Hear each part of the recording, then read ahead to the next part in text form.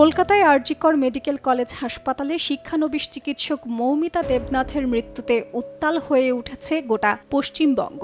চিকিৎসকের হত্যার সঙ্গে জড়িতদের বিচারের দাবিতে প্রথমে কলকাতায় আন্দোলন শুরু হলেও এখন তা ছড়িয়ে পড়েছে রাজ্য জুড়ে। এরই মাঝে মধ্যরাত দখল কর্মসূচি দিয়েছেন নারীরা, যেটাকে সাড়া দিয়ে মাঝরাতে রাজপথে নেমেছিলেন গোটা কলকাতাবাসী। অসংখ্য মানুষের স্বতঃস্ফূর্ত অংশগ্রহণে জেগে উঠেছিল ঘুমন্ত কলকাতা, আর এতে সাধারণ মানুষের পাশাপাশি অংশ নেন কলকাতার অভিনয় শিল্পীরাও।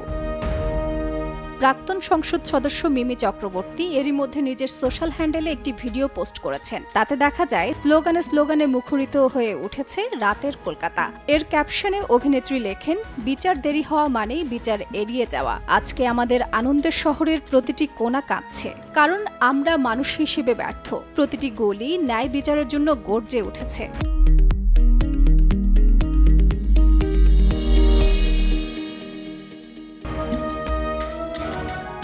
আন্দোলনে অংশ নিয়েছেন চিত্রনায়ক জিৎ। প্রশ্ন তুলেছেন, সত্যি কি আমরা স্বাধীনতা অর্জন করতে পেরেছি? গেল 14 আগস্ট জিৎ তার ইনস্টাগ্রামে একটি পোস্ট দেন। তাতে লেখেন, আগামীকাল স্বাধীনতা দিবস, কিন্তু কিছু সময়ে একটা প্রশ্ন থেকেই যায়, আমরা কি সত্যি স্বাধীনতা অর্জন করতে পেরেছি? কেন আজও সমাজে নারীদের নিশানা করা হয়? এখনো কেন নারীদের উপরেই এমন মর্মান্তিক অত্যাচার করা হয়? এই ধরনের ঘৃণ্য অপরাধ বন্ধ করতে সমাজ হিসেবে আমাদের ঠিক কি করা উচিত?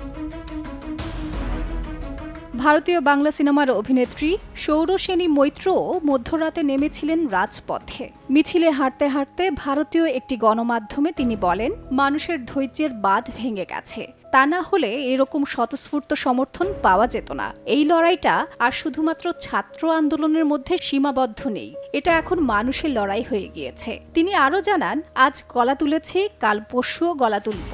যতদিন না থামবে চুপ থাকবো না, আর গলায় কাজ না হলে প্রয়োজনে হাতও তুলব।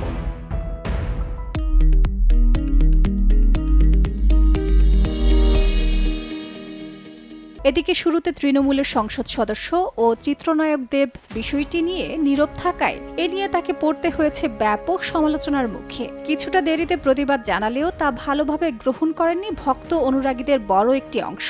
দেব তার ফেসবুকে একটি বিবৃতি দিয়েছেন। তাতে তিনি লিখেছেন, অত্যন্ত দুর্ভাগ্যজনক ভয়ানক আরজিকর ঘটনার জন্য আমরা অত্যন্ত দুঃখিত ও ক্ষুব্ধ।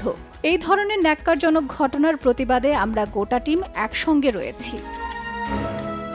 এছাড়া আরও অনেক অভিনয় শিল্পীরাও অংশ নেন এই আন্দোলনে, যাদের মধ্যে রয়েছেন নুসরাত, শুভশ্রী গাঙ্গুলি, পার্নো মিত্র, রিন্দম শীলের মতো অভিনয় শিল্পীরাও। এছাড়া কলকাতা ছাড়াও সোশ্যাল মিডিয়ায় পোস্ট দিয়ে ধর্ষকদের কঠোর শাস্তির দাবি জানিয়েছেন একঝাঁক বলিউড তারকা। এদের মধ্যে রয়েছেন পরিণীতি চোপড়া, সোনাক্ষী সিনহা, কঙ্গনা রানাওয়াত, মালাইকা অরোরা, দিশা পাটানি, অভিনেতা টাইগার শ্রফ সহ আরও অনেকে। তাজরিন রিকা, সময় সংবাদ, ঢাকা।